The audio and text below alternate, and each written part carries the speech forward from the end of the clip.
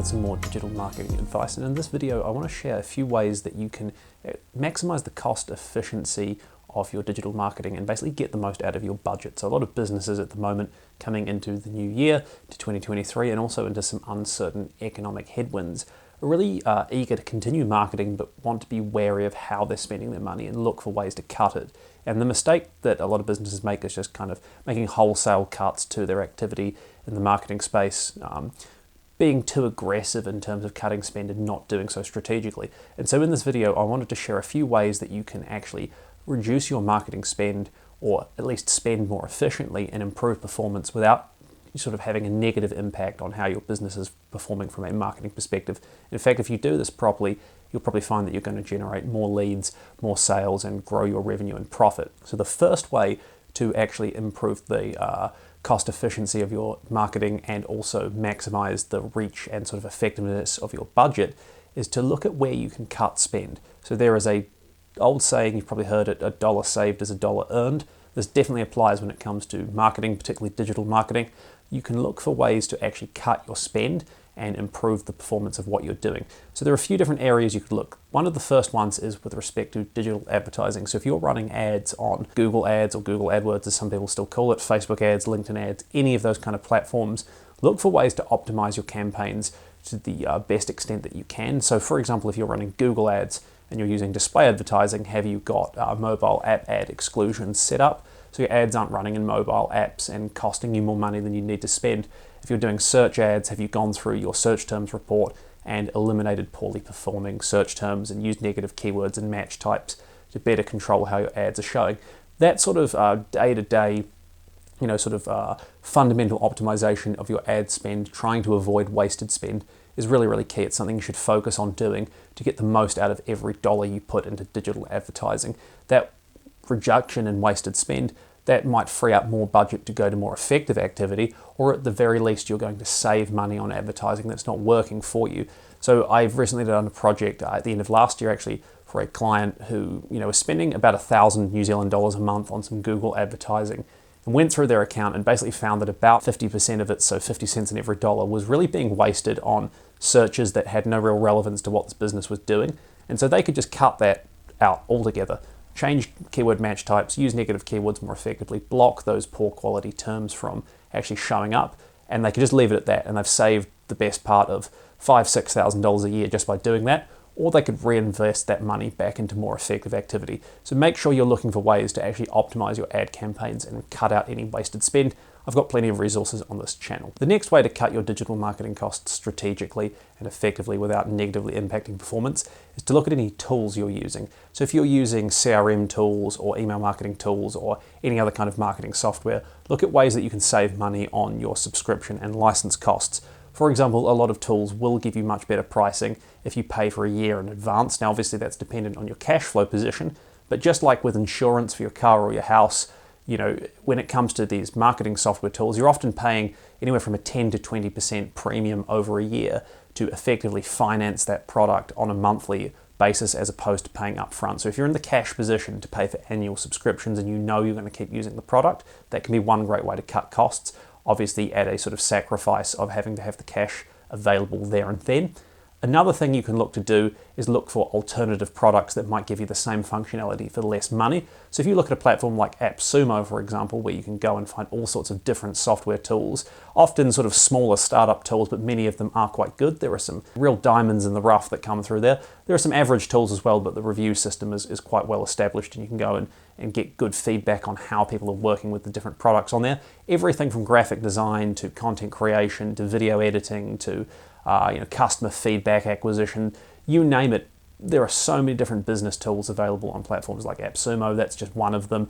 You can look at those platforms and find ways or products that are going to help you do the same work but save money. So shop around for other software. Same with things like email marketing. Maybe you use HubSpot at the moment and you could save money by moving to something like ActiveCampaign, for example, and get the same outcomes and the same kind of results. Obviously, you've got to trade off cost with value, so don't go shifting from something that gives you the features you need to a platform that doesn't give you what you need to get the job done but saves you a few dollars on a subscription cost every month. That's not a good trade-off, but if you can migrate across, deal with a bit of a sort of migration handover period where there might be some adjustments to be made and then save money on license fees, that is a really good way to save some cost. One other strategy for looking to reduce wasted cost with your marketing spend, particularly digital spend, is to look at how you're resourcing activity. So if you're working with an agency or a freelancer, it's well worth periodically revisiting the contract you've got in place, how you're being charged and what you're getting for the work that you're paying for, and are you actually being well served, or is there a better way to resource your activity? For example, is it more cost effective to hire a part-time employee who might look after all of your different digital activity, your Google ads, your Facebook ads, your SEO and so on? Or is it more efficient to pay for an agency, or do you get a couple of different freelancers on board and project manage? There are multiple ways to manage digital marketing. Maybe you're better to bring it in-house for a while if you've got the skills and the time to do so. Can't say without seeing the specifics of your business and how you're actually structuring your activity at the moment which is the correct way to go, but definitely it is worth revisiting from time to time the partners you're working with and whether you're getting the best value possible. I've seen some businesses that I've worked with over the last year where we've been able to restructure how they're managing their activity to get better results, superior management, basically a greater return, and also save quite a bit of money on agency and management fees. So it's well worth checking in on this and seeing if you can make some improvements and adjustments in this regard. So let's say you've gone through and reviewed your paid ad campaigns that you're doing for digital marketing, you've identified any cost savings where they exist with tools, and you've satisfied yourself that your activity is being managed via agencies or freelancers or employees, or however you want to do it in the most cost-effective manner possible. What's the next step? You can't get everywhere just by cutting costs. There are other alternatives you need to look at. So one key thing to look at doing in 2023 is getting a good understanding of what leads and sales are worth to your business. And a lot of business owners I speak to don't really have any concept of this. So let's take a simple example. Let's say that you've got a plumbing business, you serve a local area. What's a lead worth to your plumbing business? Is a lead worth $100 or $500 or $1,000? If you don't have an understanding of that, it can be very hard to actually optimize your marketing activity, your digital activity, your wider advertising and promotional activity, whether that's online or offline. Whereas if you have a good understanding of a lead value, what that's worth to your business, or even if it's an e-commerce business you've got, if you know that a sale is worth a certain amount on the front end, but over the lifetime of the customer, they're worth $500 or $1,000, you can actually optimize your activity around those figures. So you can look for what might be generating really positive leads. So let's say that you've got a $100 lead value for your plumbing business and you're doing Google ads, and that Google ads activity is generating you leads for $50 on average. Well, you're basically doubling your money on every one of those leads you generate. Are there ways you could scale that up versus, say, Facebook advertising, which is costing you $125 a lead? So you're actually losing money on leads. If you don't know that lead value and you aren't able to track across different platforms and at a sort of overall level where you sit in that regard, it can be quite hard to optimize your activity. But depending on how you track your business financials, your leads and so on, your customer value, it's going to differ how you would actually go about this process, but you want to get a basic understanding of what a lead is worth and the lifetime value of a customer, and then actually assess your activity, your marketing in the light of that. Are you performing, sort of above that figure? Are you sitting below it? Have you got room to scale? What channels are working well? What channels are not working so well? And then you can actually optimize your activity around that and double down on what's doing better for your business and maybe eliminate the things that are not working quite so well, or find ways to improve their performance. So definitely make this a focus for 2023 if you've not done so already. The final step I want to share with you in today's video for making your marketing budget stretch further in 2023 and improving the efficiency of your activity is to actually work on improving your conversion rate. So this is something that's often overlooked.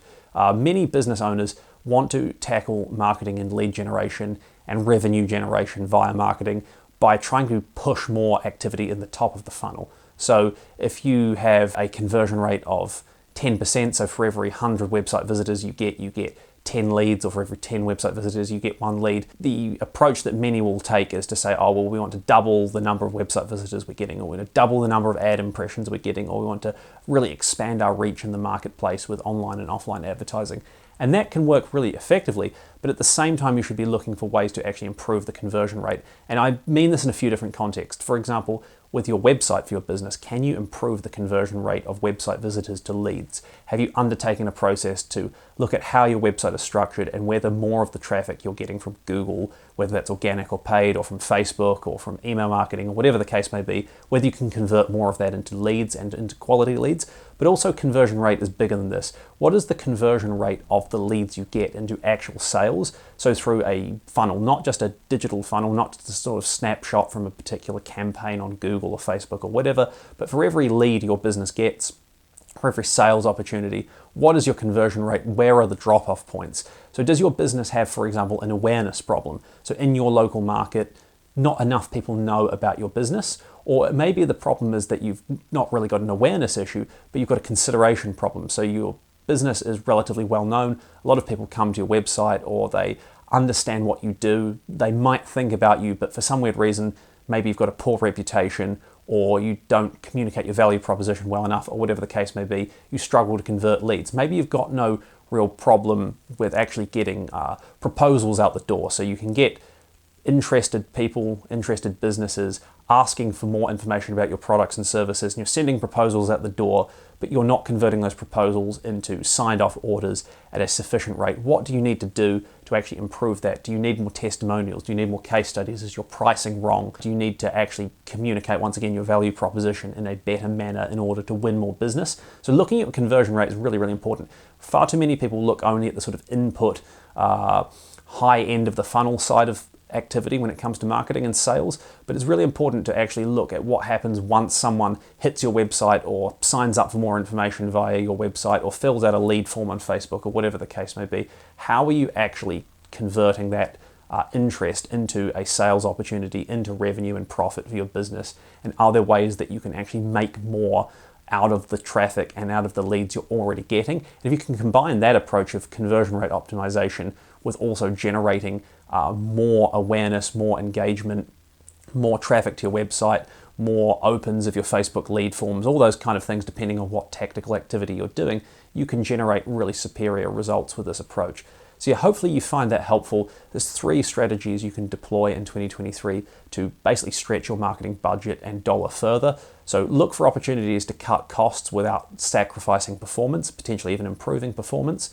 Look for an understanding, or develop an understanding of what a lead and a customer is worth to your business, and work to optimize your activity around that. And then work to improve your conversion rate in all contexts so that you can actually make more of the activity you're already doing. And if you combine that with superior tactical activity, better advertising, better deployment of your spend, you're going to see some really good results. At the very least, you're going to be able to make your marketing budget work more efficiently for your business. Hopefully you found that helpful. Please like this video if you found it helpful. Please subscribe for more digital marketing advice. Feel free to leave a comment, and I'll see you next time.